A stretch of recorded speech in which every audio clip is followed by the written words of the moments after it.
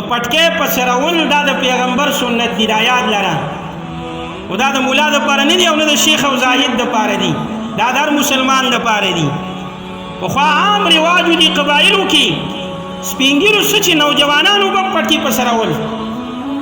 اوس چې کوم دی موږ تاسو ته په پټکي باندې ځان بدې ښکاري لکه پټکۍ مې په سر کې خلک به راته زوړ وي بوډا به وي.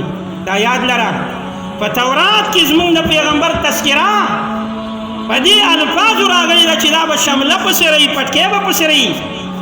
پخوا درانه درانه مشرانو ملکانو شملې به وي درنې. اوس چې چېرته معزز سړی راځي، وزیر راځي، وزیر اعلی، وزیر اعظم، هغه ته شمله په سر کي، نو دا عارضي چې په سر کي په دې کې بد ښکاري.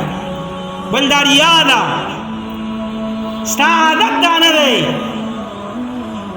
چې عادتا یې د پسرایي او د قبایلو چې کوم رسم او رواج دی یا د شریعت مسله ده، نو الله به تا تباهي اجرم درکوي. دا دایماً پسرول پکار دي. دا د نوجوان دپاره هم دی، د بوډا دپاره هم دی. خاص کر د مشران واورئ که عام اوقاتو کې پټکۍ نه پسروئ، د جمعې لمونځ ته پسروئ.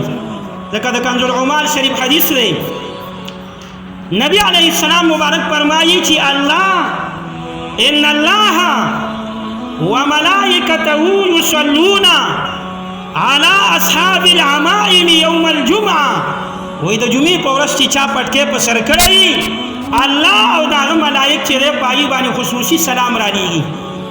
نو چې الله په تا سلام راولیږي دا وړه خبره ده، ملایکې په تا سلام راولیږي دا وړه خبره ده.